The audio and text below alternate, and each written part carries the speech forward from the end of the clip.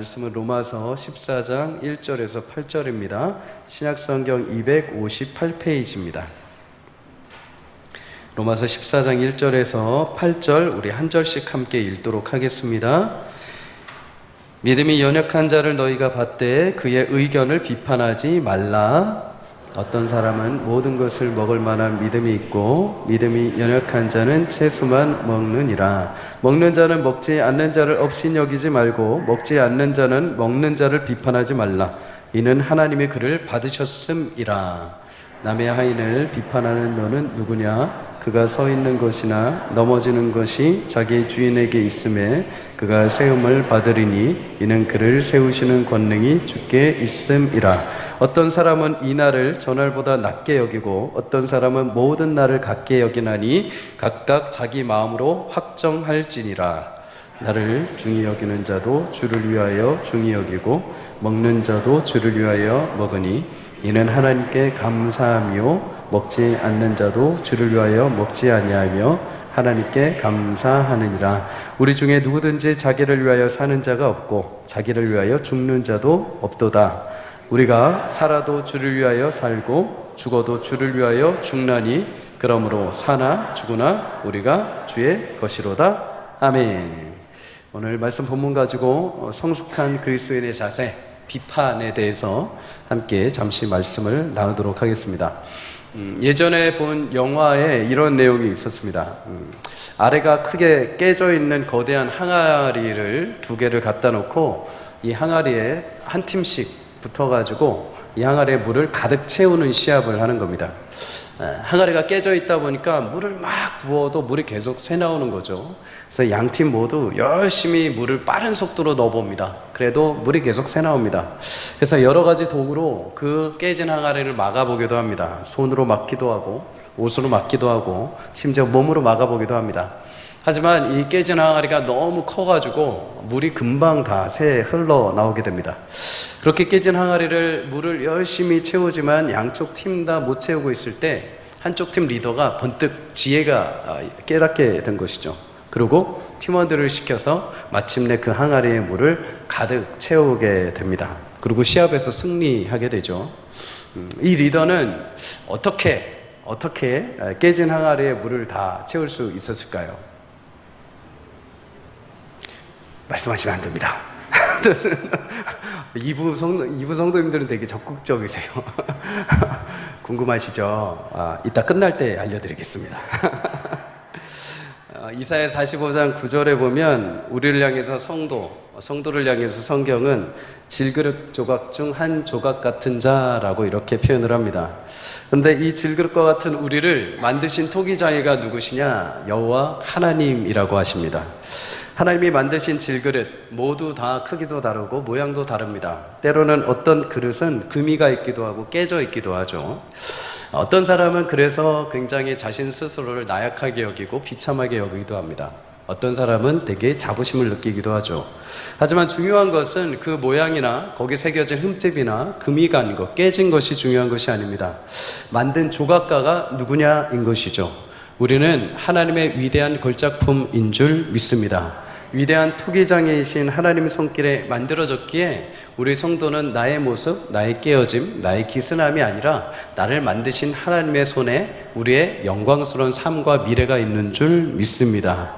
그런데 이렇게 만들어진 질그릇들이 서로를 보면서 비판하고 비난하고 비웃는다면 여러분 그게 얼마나 우스운 일이 될까요? 너는 왜 그 모양이냐? 너는 왜 뚝배기처럼 생겼냐? 너는 왜 항아리처럼 생겼냐? 너는 왜 그렇게 입구가 작냐? 너는 왜 기스가 났냐? 너는 왜 깨져 있냐? 하면서 만드신 이는 가만히 계시는데 질그릇끼리 서로 막 싸움을 다툼을 합니다. 얼마나 이게 우스울까요? 그런데 이런 일들이 종종 일어나고 있습니다. 어디서 일어나느냐? 세상에서뿐만 아니라 교회 안에서도 이런 일들이 일어납니다. 교회에서 가장 많이 비판하면서 가장 많이 비판을 받는 대상이 누굴까요? 목회자입니다. 목회자. 여러분들한테 사과드립니다. 비판 안 하겠습니다. 또 그 다음에 가장 많이 비판하는 사람이 누굴까요? 중직자들입니다. 중직자에 서면은 항상 이렇게 뭔가 탁 자리에 서면 항상 비판의 시선으로 내가 뭔가 된 것처럼 이렇게 자꾸 성도들을 비판하고 이렇게 판단을 하는 거죠. 또 그 다음에 비판하는 사람들은 누굴까요? 이제 성도가 성도끼리 이제 비판을 합니다. 조금 신앙생활을 좀 잘하고 좀 내가 경험이 있고 내가 좀 성경을 알고 하면 이제 자기가 좀 신앙생활을 좀 그럴듯하게 하면 못하는 사람들 향해서 비판하고 정죄하기도 하죠. 그러다 보니까 교회 안에는 비판으로 인해서 상처받고 눈물을 흘리고 마음이 상하는 일들이 종종 발생합니다. 물론 이런 비판의 아픔이 현대 교회의 문제만은 아닙니다.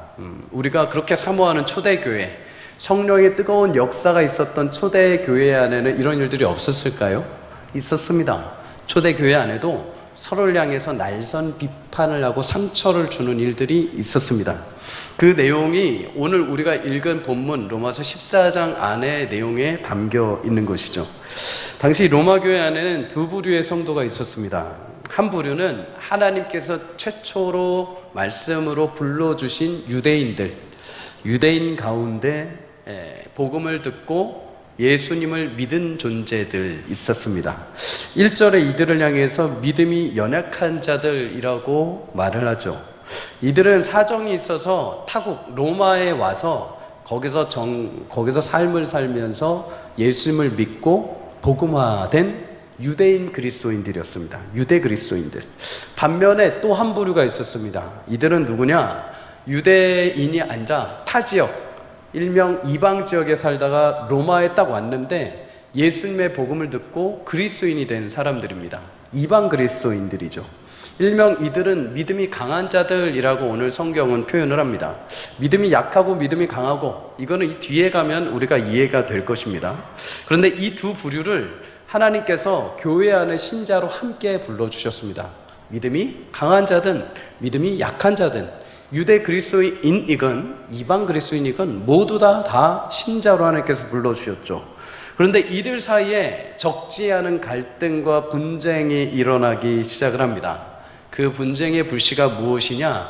음식과 절기의 문제였습니다. 유대인 출신의 이 신자들은 예수님을 통해서 분명히 그리스도인이 됐습니다. 그럼에도 과거에 자신들의 조상에게 주셨던 그 율법의 전통에 따라서 특정한 음식을 먹지 않고 특정 절기를 지키는 일을 계속 진행을 했습니다. 특별히 음식과 관련해서 레위기 11장에 부정한 짐승 먹지 말라라는 이 말씀을 붙들고 이것을 율법을 고수하게 되죠. 당시 로마는 수많은 외국인들이 모였던 곳이기도 합니다. 거대한 외국인이 섞여 사는 도시였죠. 다양한 민족 그리고 문화적인 배경이 가득했습니다. 그러다 보니까 이 시장에 파는 고기 가운데 여러 우상 신전에 드렸던 고기, 제물로 드렸던 고기를 그대로 가지고 와서 시장에서 판매하는 일들이 있었습니다. 음식에 대해서 율법을 굉장히 중히 여기던 이 유대 그리스도인들은 어느 날 음식 고기를 사기 위해서 시장에 딱 갔는데 이 고기가 우상의 제사에서 드려졌던 고기인 것을 발견하게 됩니다. 부정한 고기이죠. 그래서 이들은 근데 문제가 뭐냐면 시장에서 파는 고기 중에 어떤 게 제사상에 드려진 고기인지를 분간하기가 어려운 겁니다. 그래서 이들이 결정 내린 것은 무엇이냐? 앞으로 우리는 시장에서 파는 고기를 절대 먹지 않겠다.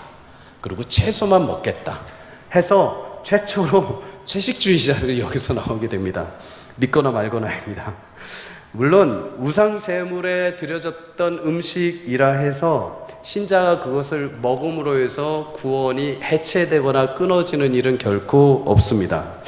바울은 고린도전서 8장 4절에 우상 제물을 먹는 일에 대해서 우상은 세상에 아무것도 아니며 하나님은 한 분밖에 없는 줄 우리가 안다라고 고백을 합니다. 달리 말하자면 우상에게 드려진 고기는 내게 아무것도 아니라는 겁니다. 내가 먹든지 안 먹든지 내 구원하고는 상관이 없다는 것이죠. 디모데전서 4장 4절의 말씀처럼 우리가 모든 것을 감사함으로 받으면은 버릴 것이 하나도 없습니다. 심지어 제사상에 올라간 음식이라 먹어도 상관없습니다. 그것이 우리의 구원을 떨쳐낼 수가 없는 것이죠.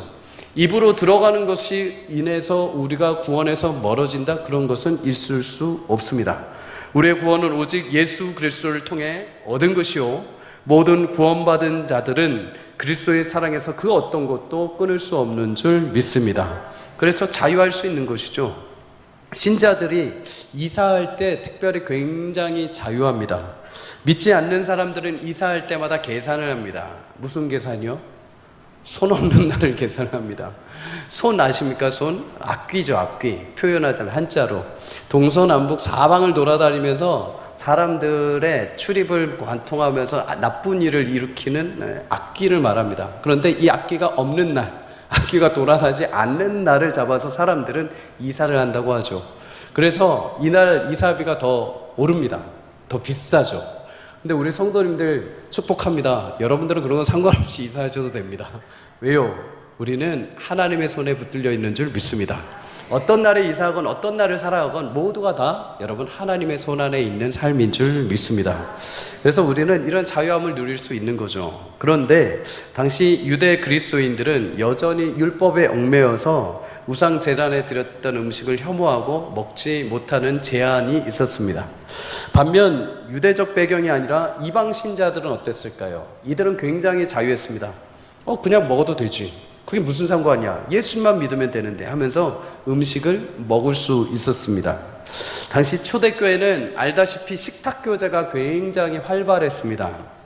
그러다 보니 우상신전에서 드렸던 음식을 먹지 않는 유대인 출신의 식탁교제, 이방의 음식을, 우상신전에 드렸던 음식을 먹을 수 있는 이방인들의 식탁교제가 자연스럽게 분리가 되기 시작을 한 것입니다. 물론 예수 그리스도 안에서 음식을 먹냐 안 먹냐, 그건 별로 중요하지 않습니다. 그것은 우리의 구원과는 관계되지 않은 일들이기 때문이죠. 그런데 문제는 뭐냐, 시간이 지나면서 이렇게 나눠진 사람들이 상대방을 향해서 비판하기 시작을 한 것입니다. 일명 고기를 먹는 믿음이 강한 이 이방인 신자들은 고기를 먹지 않는 이 유대 신자들을 향해서 너희가 예수를 믿으면서도 왜 아직 자유함이 없냐? 왜 의심하고 왜 여전히 너희는 고기 먹는 우리를 비판하면서 하찮게 여기고 하냐? 너희가 더 믿음이 없는 거 아니냐? 하면서 비난을 하게 됩니다.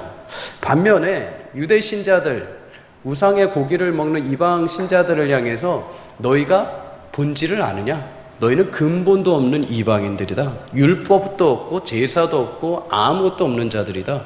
너희는 율법도 안 지키는 비그리스도인이다 하면서 서로를 향해서 칼날선 비난을 하게 된 것입니다. 아마 이 부분을 보면 성도님들 속으로 생각하실 겁니다. 참 별것도 아닌 것 같다 싸우고 앉아있다, 그죠? 그런데 여러분 생각해 보셨습니까? 교회 내에 서로 비판하고 정죄하고 분열이 일어나는 일들은 그렇게 막 위대한 일들이 아닙니다. 아주 작은 일에서부터, 별거 아닌 일에서부터 서로 비난하고 비판하고 일이 커지게 되죠. 하나님이 명확하게 말씀하신 명령과 금지에 대해서는 우리는 거의 비판 잘 안 합니다. 그건 아주 명확하기 때문이죠. 오히려 하나님이 명령하신 것, 외적인 것들에 대해서 우리는 비난하고 서로 비판을 합니다. 이것을 가리켜서 헬라어로 아디아포라라고 말합니다. 아디아포라, 뜻이 뭐냐면 대수롭지 않은 것, 하나님께서 명령하시지도 않은 것, 그렇다고 금지하지도 않으신 것입니다. 일명 복음의 본질이 아닌 비본질적인 것들을 말하는 거죠. 우리는 자칫 본질을 놓치고 비본질적인 것에 너무 많이 신경을 씁니다. 비본질적인 것에 너무 에너지를 쏘고 너무 열심을 들이다 보니까 서로 비판하고 비난하고 엉뚱한 일에 정죄하는 일이 발생하게 되죠. 미국의 어떤 이민교회가 막 성장해서 이제 교회당을 증축하는 날이 밝았습니다. 얼마나 감사합니까? 부흥이 돼서 저 예배당이 좁아져서 이제 교회를 세워야 됩니다.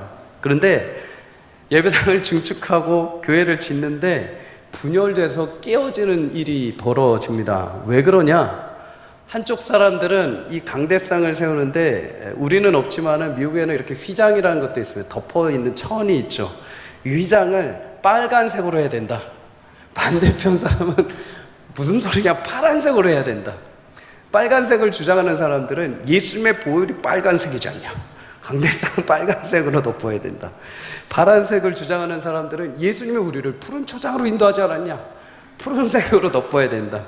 그래서 이렇게 보혈파와 푸른 초장파가 나뉘게 됩니다.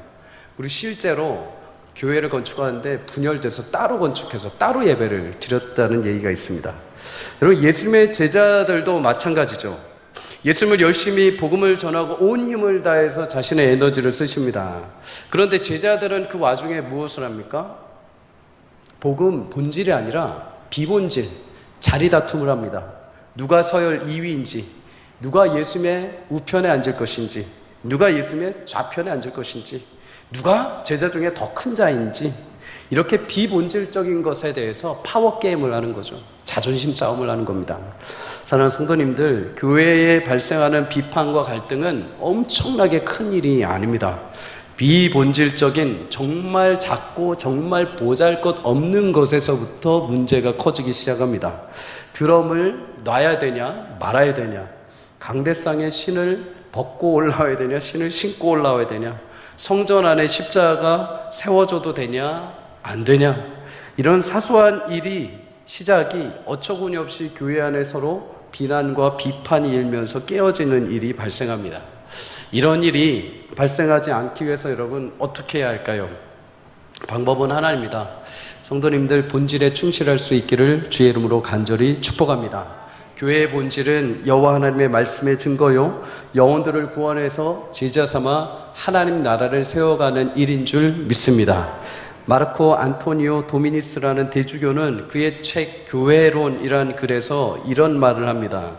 본질에는 일치를, 비본질에는 자유를, 모든 것에는 사랑을. 여러분, 만약에 본질적인 것을 우리가 놓치고 있다면 어떻게 해서든 목숨 걸고 그 본질은 지켜야 됩니다. 누군가가 본질을 향해서 그것 아닙니다, 그거 반대입니다 라고 한다면 그거는 목에 칼이 들어와도 우리가 어떻게 해서든 설득시키고 어떻게 해서든 이겨내고 그것을 지켜내야 되죠. 그런데 비본질적인 것, 본질이 아닌 거라고 한다면 여러분 넉넉하게 관용하셔도 됩니다. 신앙의 본질이신 예수님이 아니라 다른 비본질적인 것, 보여지는 것, 앉는 것, 먹는 것, 시장하는 것, 행사하는 것, 이런 것 때문에 여러분 너무 스트레스 받지 마십시오. 다른 것 때문에 너무 힘쓰다가 정작 본질이신 예수님의 은혜를 놓치며 살지 마시기를 주의 이름으로 축복합니다. 주일날 왔는데 예수님을 통해서 우리가 은혜 받고 한 주 동안 열심히 또 살아가야 되는데 교회 오자마자 사람들 시선에 꽂혀져가지고 저 사람 왜 저 옷 입고 왔어? 저 사람 왜 저기 앉아있어? 목사님은 왜 하필 넥타이 저 모양이야? 머리는 저 모양이야? 하면서 다른 것의 비본질에 여러분 관여하지 마십시오. 왜 휴대폰은 지금 울려? 하면서 여러분 비본질적인 것에 관여하지 마십시오. 오직 예수 그리스도 본질에 집중할 수 있기를 주의 이름으로 축복합니다. 이렇게 비본질적인 문제로 서로 비판하고 분열된 로마 교인을 향해서 바울이 무엇이라고 권면을 할까요? 로마서 14장 3절은 이렇게 말합니다. 함께 읽어볼까요?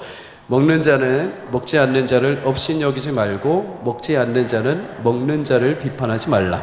이는 하나님의 글을 받으셨음이라. 아멘. 바울은 성도 간에 서로 업신여기거나 비판하지 말라고 합니다. 서로 상대방을 향해서. 왜 그러냐? 양쪽 모두를 하나님께서 받으셨다고 합니다. 하나님은 우상 음식을 혐오하고 안 먹는 유대 그리스도인이나 우상 숭배 음식을 자유롭게 먹는 그리스도인이나 양쪽 모두를 다 예수의 이름으로 받아주셨습니다. 받았다, 하나님이 받았다, 하나님의 자녀로 구원해 주셨다는 거죠. 구원서적으로 말하면 이제 신자의 인생이 하나님의 통치, 하나님의 손 안에 들어갔다는 것입니다. 오늘 4절에 보면 신자들은 모두 하나님의 하인, 곧 하나님의 사환들이 되었다고 합니다. 하나님이 곧 그 인생의 주인이 되어 주셨다는 것이죠. 당시 종의 소유권은 주인에게 달려 있습니다. 타인이나 옆집 사람이 아니라 오직 주인의 손에 그 종의 운명이 달린 거죠. 주 안에서 신자된 우리 인생은 오직 우리를 받으신 여호와 하나님의 손에 달려있는 줄 믿습니다. 하나님은 그렇게 여러분과 저를 받아주셨습니다. 그런데 옆집에 다른 사람이 뭐라 해도 의미가 없는 거죠. 하나님이 괜찮다, 하나님이 내가 받으셨다고 하는데 옆집 사람이 아무리 뭐라 한들 그것이 무슨 의미가 있겠습니까? 하나님 쟤 왜 저래요? 하나님 쟤 왜 저렇게 살아요? 하나님 쟤는 왜 저 모양이에요? 그게 아무런 의미가 없다는 것입니다. 하나님이 받으셨다는 겁니다. 하나님이 괜찮다 하시고 하나님이 사랑하셨다고 하는데 누가 정죄하고 누가 비판을 합니까? 그러므로 하나님이 서로 모든 신자를 그렇게 받아주셨으니 서로 안에 외향적인 것, 부족한 것으로 인해서 서로 비판하지 말라는 것입니다. 간혹 신앙생활을 하다 보면 어떻게 저런 사람이 교회 나오지? 어떻게 저런 사람이 저 일들을 감당하고 있지? 어떻게 저것을 섬기고 있지? 하면서 나도 모르게 비판하고 판단하는 교만한 마음들이 우리 안에 스물스물 올라올 때가 있습니다. 내가 보기에 내 기준으로 따져봤을 때 저 사람은 그런 깜냥이 아니라는 거죠. 내가 봤을 때 저 사람은 그거 못한다는 겁니다. 내가 훨씬 더 잘한다는 거죠. 저 사람은 그거랑 맞지 않는다는 겁니다. 저 사람의 삶을 내가 아는데 저 사람 여기 나와서 그렇게 할 수 있는 존재가 아니라는 것입니다. 그런데 이런 교만한 마음 속에 우리가 한 가지 놓치고 있는 것이 하나 있습니다. 하나님은 우리의 어떤 자격으로 우리를 불러주시지 않았습니다. 우리의 어떤 능력이나 우리의 기대치가 충족돼서 하나님은 그럴듯해서 우리를 불러주시고 자리 삼아주시지 않았습니다. 우리가 아직 죄인 되었을 때, 전혀 하나님을 알지도 못한 그때, 구원을 요청하지도 않은 그때에 하나님은 일방적으로 오셔서 우리에게 예수님으로 구원해 주신 줄 믿습니다. 그리고 지금도 하나님은 그 은혜를 우리 가운데 누리고 있는 것을 눈으로 보게 해 주십니다. 눈으로 확증하게 하십니다. 어떻게 해요? 고린도전서 1장 27절의 말씀처럼 스스로 지혜 있다고 자랑하는 자들을 부끄럽게 하시기 위해서 하나님은 가장 약하고 어린 자를 선택하셔서 그를 들어 사용하셔서 모든 자들을 부끄럽게 하시고 하나님의 일하심을 보게 하십니다. 세상에서 스스로 강한다고 자랑하는 자들을 부끄럽게 하시려고 하나님은 세상에 가장 약한 자를 택하셔서 그들을 세우시고 지금도 일해 가시는 줄 믿습니다. 약하고 부족한 신자를 볼 때마다 어떻게 저런 사람이, 어떻게 저런 성도가가 아니라 저런 사람까지도 하나님께서 받으시고 일하시는 하나님의 위대하신 주권과 하나님의 긍휼을 여러분 꼭 보시기를 주의 이름으로 축복합니다. 그러니 사랑하는 여러분, 나보다 약하게 보이고 부족해 보이는 누군가가 앞장서서 일하고 주의 일을 감당하고 있다면 그것으로 인해서 마음 상해하지 마십시오. 그것 때문에 비판 삼지 마십시오. 조롱하지 마십시오. 그와 마찬가지로 나도 부족합니다. 우리도 부족하죠. 각자를 따지고 보면 여러분 완벽한 사람이 누가 있습니까? 서로 다 부족합니다. 그럼에도 하나님이 포기하지 않고 나 같은 존재도 받아주셨다는 것을 그 연약한 사람을 통해서 보셔야 됩니다. 사랑하는 성도님들, 때로는 우리가 실수할 수 있죠. 글을 이렇게 봤는데 저 봐, 내 저럴 줄 알았어. 저 봐, 내 저럴 줄 알았어. 저 사람 저렇게 일낼 줄 알았어. 이렇게 생각될 수가 있죠. 그런데 오늘 4절에 보면 그 모든 주권조차도 누구에게 있느냐? 하나님에게 있다고 합니다. 그 사람을 선택하셔서 그 사람을 사용하시는데 그 사람이 때로 넘어지기도 하고 일어나기도 하는데 그것조차도 하나님의 주권 아래 있다고 합니다. 하나님께서 세우신다고 합니다. 그리고 마침내 그 끝에 어떻게 하시느냐? 하나님께서 완전히 세우신다고 하십니다. 하나님의 능력과 하나님의 권능으로 그를 세우신다고 합니다. 비록 약하고 부족하고 연약해 보인다 하더라도 하나님 모든 성도를 주의 크신 능력으로 반드시 끝에 온전하게 세워주실 줄 믿습니다. 성도님들, 하나님이 나를 받으시고 세워주신 것처럼 서로를 세우시고 서로를 온전하게 일으켜 내시기를 주의 이름으로 축복합니다. 나의 가정의 남편과 아내가 서로 약합니까? 부족해 보입니까? 그럼에도 하나님께서 그 영혼을 받으셨습니다. 그럼에도 그 영혼을 구원해 주셨습니다. 그러면 여러분 세워주십시오. 존경해 주십시오. 사랑해 주십시오. 나의 자녀들이 세상적으로 보기에 조금 못합니까? 부족합니까? 나의 가슴을 후벼 파고 있습니까? 그럼에도 그 자녀가 예수 그리스도 안에서 믿고 살아가고 있습니까? 그러니까 하나님께서 그 자녀를 받으신 것입니다. 그리고 그 자녀의 주인은 내가 아니라 하나님이십니다. 하나님의 손이 그 자녀를 반드시 세워주실 줄 믿습니다. 그러면 그냥 세워주십시오. 권면해 주십시오. 격려해 주십시오. 내 옆에 성도가 조금 부족하고 연약해 보입니까? 그럼 비판하지 마십시오. 왜요? 그 성도 하나님께서 받으셨습니다. 저 앞에 있는 성도들 부족하고 연약해 보여서 내가 쯧쯧쯧 마음으로 한탄하고 있습니까? 아니요, 그러지 마십시오. 왜요? 그분 하나님께서 받으셨습니다. 하나님이 받으셨다는 것은 그의 인생이 주의 손 안에 있고 하나님께서 그를 온전하게 세우실 것이라는 확증입니다. 그러면 여러분 같이 세워주십시오. 교회는 하나님이 하시는 일을 따라서 서로 세우는 일을 해야 합니다. 조금 부족하고 연약하다고 해서 허물어서는 안 됩니다. 교회에게 하나님은 결코 심판의 자격을 주지 않으셨습니다. 정죄의 자격 주지 않으셨습니다. 모든 영혼을 세우고 살리는 것, 모든 영혼에 대해서 심판하고 정죄하시는 주권은 여호와 하나님께 있는 줄 믿습니다. 그런데 하나님께서 그 주권 가운데 유일하게 세우는 주권, 세우는 역사를 딱 한 군데에게 주셨습니다. 어디요? 교회에게 주셨습니다. 교회는 결코 허무는 곳이 아닙니다. 교회는 정죄하고 비난하는 곳이 아닙니다. 교회는 세상을 향해서 정죄하는 곳이 아니라 그럼에도 오라고 하는 곳입니다. 세상의 연약한 자를 향해서 너희 왜 그따위냐, 우리는 구원받았다 하고 차별하는 것이 아니라 그럼에도 너희를 사랑하신다, 와라 하는 곳이 교회입니다. 세상은 매일같이 사람들 향해서 끊임없이 밟고 짓밟고 깨뜨립니다. 그러나 교회는 그게 아닙니다. 약한 자들이 오면 어떻게든 살려서 돌려보내는 것입니다. 피난받고 무너져 있고 깨어진 영혼들이 오면 어떻게 해서든 다시 심폐호흡을 해가지고 다시 살려서 보내는 것입니다. 그것이 교회인 것이죠. 하나님이 맡겨주신 세우는 역사와 은혜가 여러분과 저의 삶을 통해서 이루어지기를 주의 이름으로 간절히 축복합니다. 내가 너 아는데 너 별 볼 일 없는 애잖아. 내가 너 과거를 아는데, 당신의 집의 사정을 아는데, 당신의 신앙을 아는데 하면서 매서운 눈초리로 바라보지 마시고 그럼에도 괜찮습니다. 당신을 하나님이 받으셨습니다. 힘을 내십시오 라는 사랑의 마음으로 여러분 품고 세워주는 놀라운 은혜가 저와 여러분을 통해서 이 교회 가운데 가득 일어나기를 주의 이름으로 축복합니다. 그럼 마지막으로 여러분, 비판하지 않고 서로를 세워주기 위해서 우리가 기억해야 할 것이 무엇일까요? 한 가지만 성도님들 오늘 기억하시길 바랍니다. 신자는 그리스도 안에서 서로 종노릇하는 자들인 줄 믿습니다.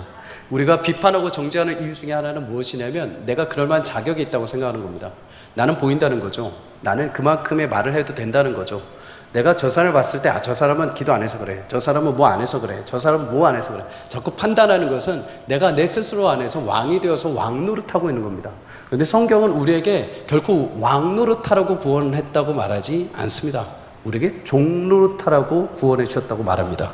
로마서 14장 7절에서 8절 우리가 함께 읽어볼까요? 시작. 우리 중에 누구든지 자기를 위하여 사는 자도 없고 자기를 위하여 죽는 자도 없도다. 우리가 살아도 주를 위하여 살고 죽어도 주를 위하여 죽나니 그러므로 사나 죽으나 우리가 주의 것이로다. 아멘. 사나 죽으나 이제 주의 것이다. 다시 말해서 이제 그리스도 안에서 우리가 새롭게 되었다는 겁니다. 구원의 자유를 얻었다는 거죠. 더 이상 죄의 권세 아래 짓눌려 살지 않고 그리스도 안에서 자유함을 얻게 됐습니다. 그런데 이 자유를 여러분 신중하게 보셔야 됩니다. 내가 이제 자유가 주어졌으니 내 마음대로 하겠다? 내가 원하는 대로 하겠다? 내가 함부로 말하겠다? 아니요, 그건 방종입니다. 자유를 정확하게 모르는 것이죠. 여러분에게 주어진 자유, 우리에게 주어진 자유가 무엇일까요? 갈라디아서 5장 13절은 이렇게 말했습니다. 우리의 육체의 기회를 삼지 말고 오직 사랑으로 서로 종노릇하는 데 사용이라. 종노릇한다, 섬긴다라는 거죠. 섬긴다, 이 말을 다시 로마서 15장으로 끌고 와 보면은 이렇게 해석이 될 수 있습니다. 로마서 15장 1절에서 2절은 믿음이 강한 우리는 마땅히 믿음이 약한 자의 약점을 담당하고 자기를 기쁘게 하지 아니할 것이라. 함께 읽습니다. 우리 각 사람이 이웃을 기쁘게 하되 선을 이루고 덕을 세우도록 할지니라. 아멘. 내가 믿음이 강하다. 내가 믿음에서 나는 자유해.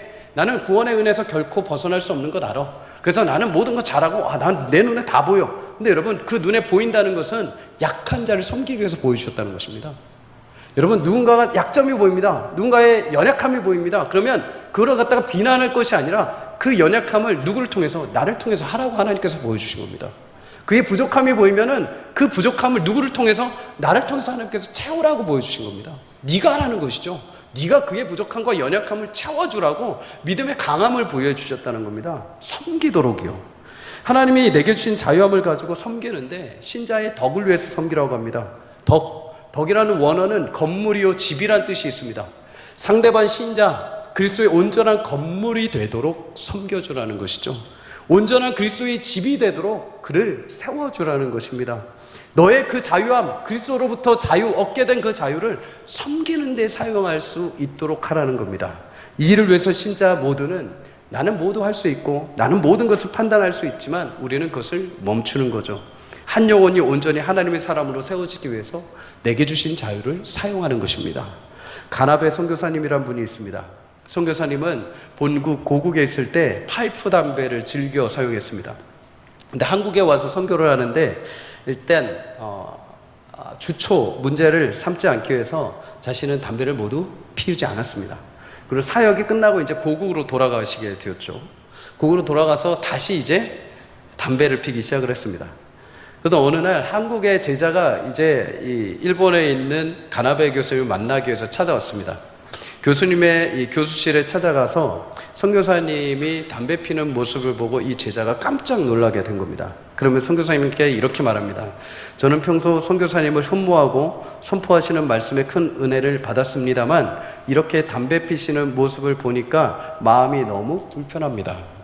여러분, 이 얘기를 듣자마자 가나베 교수님이 어떻게 했을까요? 가나베 교수님이 바로 그 자리에서 담배를 끊어버렸습니다. 스스로 내가 종노릇한 것이죠.